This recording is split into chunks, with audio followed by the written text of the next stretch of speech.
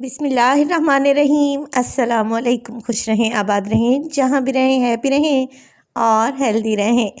रोज़ाना अंडा पराठा खाकर अगर बच्चे तंग आ गए हैं तो आप लोगों की लाई हूँ एक और मज़ेदार हेल्दी और बहुत ही टेस्टी रेसिपी। चीज़ें तो वही हैं जो आमतौर पर आप लोगों के घरों में ही मौजूद रहती हैं। तो आज मैं बनाऊंगी फ्रेंच टोस्ट, जिसे मैंने एक ट्विस्ट दिया है। रेसिपी बहुत ही अमेजिंग है, तो आप लोगों ने ये रेसिपी ज़रूर ट्राई करनी है। फुल फिलिंग ये ब्रेकफास्ट है, इससे बच्चों का पेट भी भर जाएगा और आपको इससे ग़िज़ायत भी मिलेगी। तो चलें जी, जल्दी से स्टार्ट करते हैं। तो सबसे पहले एक बोल ले लिया है मैंने और उसमें शामिल करूंगी मैं 2 अदद अंडे।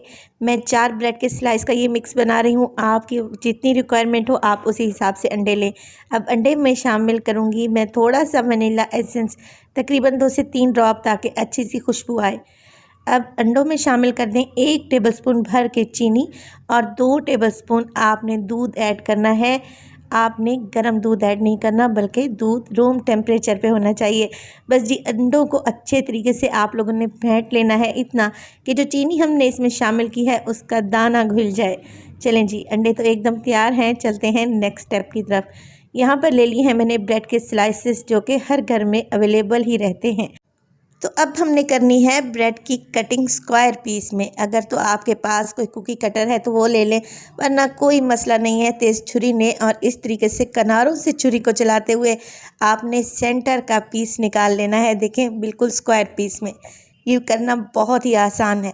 चलें जी, इसी तरीके से मैं चारों ब्रेड के स्क्वायर पीसेस निकाल लूँगी। और अब जो सेंटर वाला पार्ट है ना, उसको हमने फ्लैट करना है। तो मैं क्या करूँगी, बेलन की मदद से इसको अच्छे तरीके से फ्लैट कर लेंगे।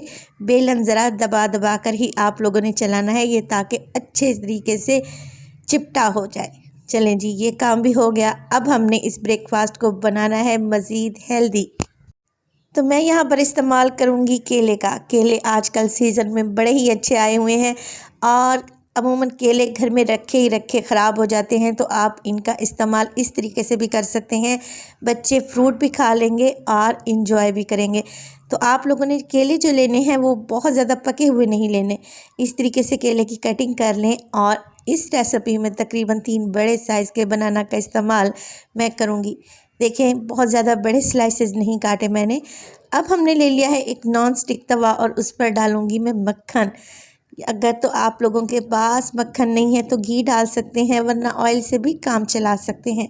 चलें जी, मक्खन मेल्ट हो गया है। अब इस पर जो स्लाइस मैंने कट करके रखे हुए थे, रिंग बना के रखे हुए थे ब्रेड के, वो लगा देंगे। और अब इनके सेंटर में लगाएंगे ये बनाना, जो कि हमने काट कर रखे हुए थे। 1 बाय 1 करके आप लोगों ने इसी तरीके से अरेंज कर लेने हैं। देखें, रेसिपी लग रही है ना बहुत ही शानदार, मज़े की और इंटरेस्टिंग। तो इसी तरीके से दूसरे ब्रेड के स्लाइसेस में भी मैं बनाना अरेंज कर दूंगी। हल्के से पके हुए जब ये बनाना कैरामलाइज होते हैं तो यकीन करें बहुत ही गज़ब का टेस्ट आता है। अब जो अंडे का मिक्स मैंने बना कर रखा हुआ था ना, एक दफ़ा दोबारा से उसे मिक्स करें ताकि चीनी अच्छे से घुल जाए। और थोड़ा थोड़ा करके आप लोगों ने ये अंडे पोर कर देने हैं केलों के ऊपर। एक दफ़ा हल्का सा ये पक जाएं तो दोबारा से हल्की सी कोटिंग मज़ीद आप कर लें, ताकि ये नाश्ता फुल फिलिंग बने। चलें जी, अब इसको पकने के लिए छोड़ देंगे 1 से 2 मिनट के लिए, बिल्कुल लो फ्लेम पे।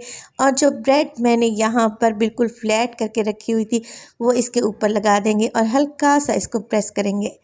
2 मिनट के बाद आप ब्रेड की साइड को चेंज करें और माशाल्लाह से देखें और यकीन करें, इस स्टेज पर बड़ी ही प्यारी सी खुशबू आ रही है मक्खन की, वनीला एसेंस की और एग की। तो आप लोगों ने इसी तरीके से दोनों साइडों से ब्रेड को क्रिस्पी कर लेना है। अब हमारे यहाँ पर फ्रेंच टोस्ट तैयार है। तो आप लोगों ने इसे सर्व कैसे करना है, आप इसे सर्व कर सकते हैं व्हिपिंग क्रीम के साथ। मैं इसे सर्व कर रही हूँ स्ट्रॉबेरी सॉस के साथ।